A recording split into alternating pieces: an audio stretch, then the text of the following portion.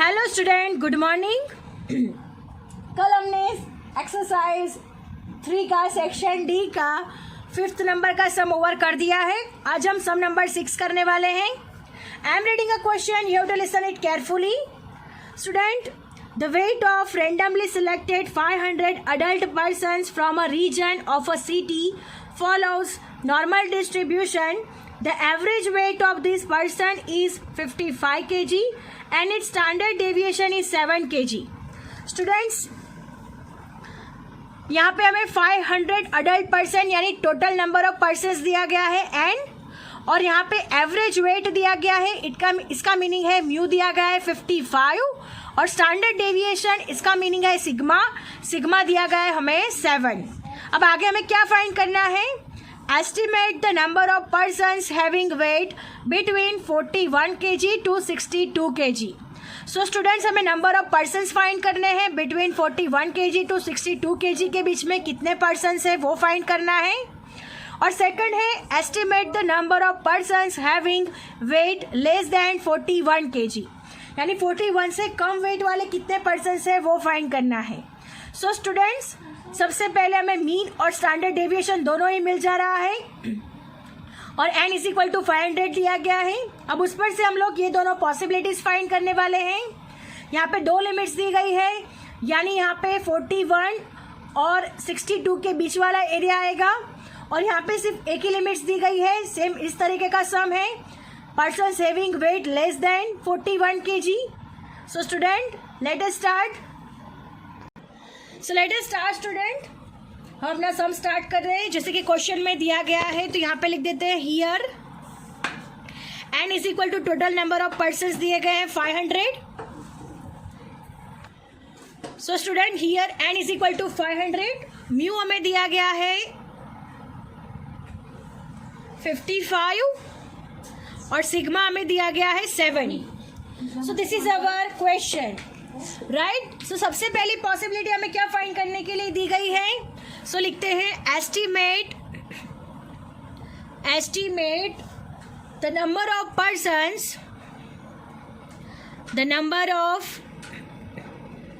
persons having weight between 41 kg to 62 kg, right? This is our possibility. First possibility है estimate the number of persons having weight between 41 kg to 62 kg. So हम start करते हैं। Possibility 41 less than और equal to x less than और equal to 62 हो जाएगा, right. अब हमें इसे क्या करना है? ये x1 है और ये x2 है। अब हमारा नेक्स्ट स्टेप क्या होता है? x1 को z में कन्वर्ट करना होता है। तो सबसे पहले for x1 is equal to 41, so z1 is equal to x1 minus mu divide by sigma हो जाएगा। x1 है हमारे पास 41 माइनस मीन है हमारे पास 55 डिवाइड बाय सिग्मा है हमारे पास 7, so minus 14 divide by 7। So answer आएगा 7 2 14 यानी -2 आंसर आएगा। 41 में से 55 माइनस करेंगे तो आएगा 14 माइनस 14 डिवाइड बाय 7 यानी 7 2 14 यानी -2 आएगा। अब क्या करेंगे? 4x2 is equal to 62, so z2 is equal to x2 minus mu divide by sigma. Again same formula होगा, 62 माइनस 55 डिवाइड बाय 7। 62 में से 55 माइनस होगा तो आंसर आएगा 7 डिवाइड बाय 7 यानी आंसर आएगा 1। चलिए, यहाँ तक समझ में आ गया कैसे किया हमने? x1 को z में कन्वर्ट कर दिया। अब हमारा नेक्स्ट स्टेप होगा p 41 लेस देन और equal to x less than और इक्वल टू 62, जिसको हमने z में कन्वर्ट किया है। तो p 41 के लिए आंसर आ रहा है -2, सो -2 लेस देन और equal to z less than और इक्वल टू 1, यानी -2 से 1 के बीच में तक का एरिया जो कि हमें फाइंड करना है। सो हम क्या करेंगे? नेक्स्ट स्टेप हमारा होगा सिमेट्री ड्रॉ करना।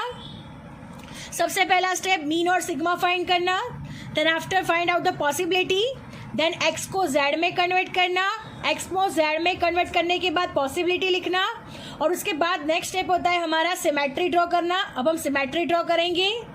Look at here student, symmetry कैसे ड्रॉ करेंगे? सिमेट्री आपको पेंसिल से ड्रॉ करनी है। सो सबसे पहले बेल शेप्ड, राइट, देन आएगा 0, इन्फिनिटी माइनस, इन्फिनिटी प्लस हो जाएगा। अब हमें क्या फाइंड करना है? तो सबसे पहले -2 तो यहाँ पे लिख देते हैं हम लोग -2, माइनस की साइड पे -2 लिख देते हैं, और 1 प्लस की साइड पे है तो 1 यहाँ पे आ जाएगा। अब -2 से 1 तक का एरिया यानी बीच वाला एरिया हो जाएगा। चलिए यहाँ तक समझ में आ गया। अब मैंने आपको बोला हुआ है कि जब भी दो जॉइंट सिमेट्री हो तब हमें क्या करना है? एडिशन। तो यहाँ से दो पार्ट्स हो जाएंगे, -2 से 0 तक का एक एरिया हो जाएगा और 0 से 1 तक का दूसरा एरिया हो जाएगा। अब हम लिखते हैं क्या फाइंड करना है? P -2 लेस देन और equal to Z less than और equal to 1 is equal to हमारे पास -2 से 0 तक का एरिया। तो सबसे पहले लिखते हैं -2 लेस देन और equal to Z less than और इक्वल टू 0 तक का एरिया, और सेकंड एरिया क्या होगा? 0 से 1। सो लिखते हैं 0 लेस देन और equal to Z less than और इक्वल टू 1। अब हमें क्या करना है? -2 को प्लस में कन्वर्ट करेंगे तो लिखते हैं 0 लेस देन और equal to Z less than और equal to 2 plus 0 less than और equal to Z less than और इक्वल टू 1। अब हमें क्या करना है? 2 का 0 में देखना है। तो स्टूडेंट्स हमने आगे भी 2 का 0 में देखा हुआ था, तो आंसर आ रहा था 0.4772। आप अपनी तरीके से टेबल में देख सकते हो, आपको देखना भी है यहाँ पे 2.0 का 0 में। तो यस, आंसर आएगा आपका 0.4772, और 1.0 का 0 में आप लोग देखोगे तो आंसर आएगा 0.3413। अब हमें क्या करना है? इन दोनों का प्लस कर देना है, तो हमारा फाइनल आंसर आएगा 0.8185।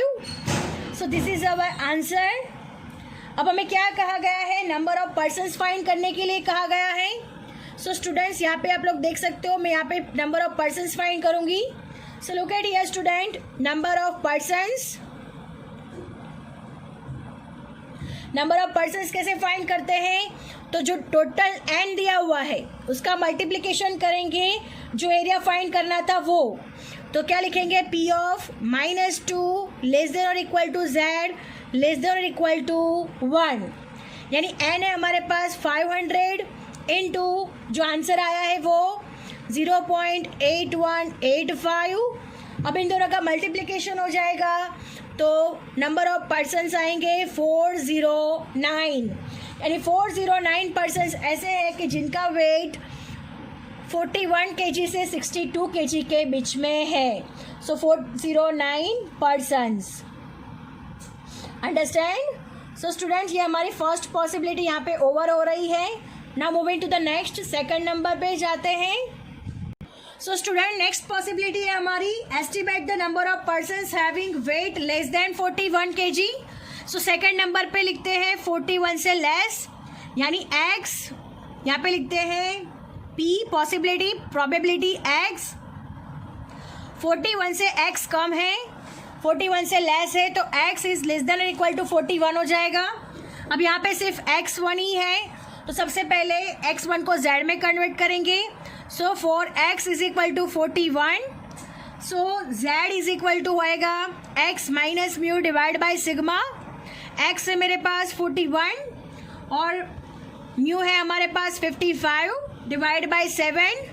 41 में से 55 माइनस होगा तो आंसर आएगा -14 डिवाइड बाई 7। सो हमारा लास्ट आंसर होगा -2।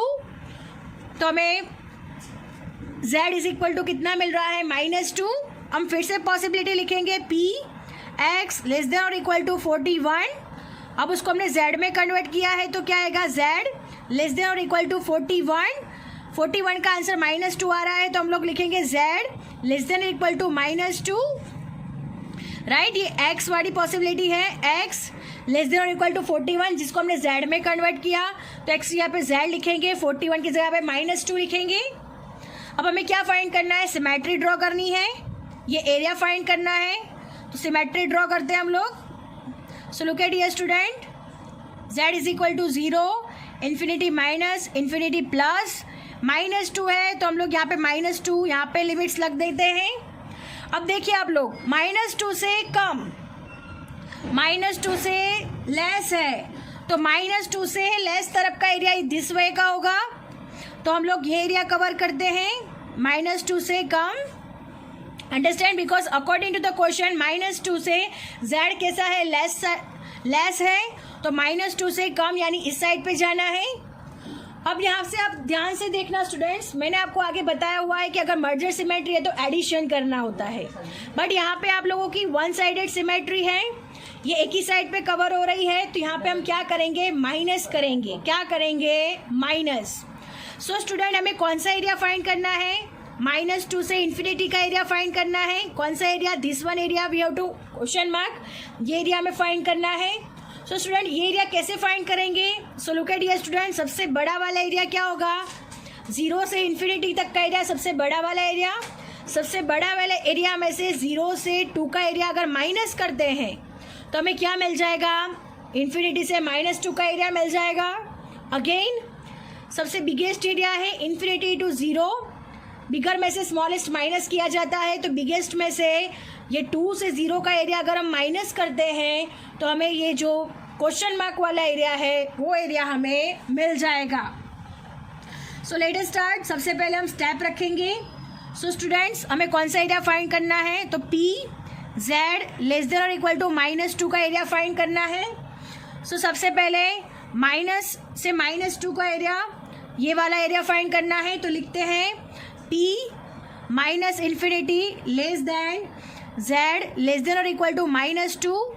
अब ये कैसे मिलेगा, सो स्टूडेंट, सबसे बड़ा वाला एरिया माइनस इन्फिनिटी से 0 तक का एरिया, सो लिखते हैं -इन्फिनिटी 0 Z लेस देन और इक्वल टू 0 तक का एरिया, माइनस दूसरा एरिया कौन सा है, -2 से 0 तक का एरिया, तो यहाँ पे लिखते हैं -2 लेस देन और equal to Z less than और इक्वल टू 0। अब इन दोनों को प्लस में कन्वर्ट करेंगे। सो स्टूडेंट, मैंने आपको आगे भी बताया हुआ है कि माइनस से 0 यानी -0 इन्फिनिटी तक का एरिया क्या होता है, 0.5000। ये आपको याद रखना है कि 0 से इन्फिनिटी तक का एरिया क्या होता है, तो 0.5000 एरिया होता है। अब हम इसे प्लस में कन्वर्ट करेंगे तो 0 लेस देन और equal to Z less than और इक्वल टू 2 हो जाएगा। अब 0.5000 माइनस 2 का 0 में हम लोग टेबल में देखेंगे। सो लुक एट हियर स्टूडेंट, 2.0 का 0 में देखना है तो 0 की लाइन में देखेंगे तो आंसर आएगा 0.4772। सो स्टूडेंट, ये आंसर आ रहा है 0.4772। अब 0.5000 में से 0.4772 माइनस करेंगे तो आंसर आएगा 0.0228। अंडरस्टैंड। अब हमें क्या करना है, नंबर ऑफ पर्सन्स फाइंड करने हैं। So look at here student, number of persons कैसे फाइंड करेंगे, सो लिखते हैं number of persons is equal to n into जो एरिया फाइंड करना था वो P Z लेस देन और इक्वल टू -2, जिसका आंसर आया है 0.0228। n इज इक्वल टू हमारे पास 500 इंटू 0.0228। इन दोनों का मल्टीप्लिकेशन होगा तो कितने पर्सन आएंगे, सो 11 persons. So the number of persons having weight less than 41 kg, 11 persons. So student, our sum is over here. I hope you understand it very well. Thank you students.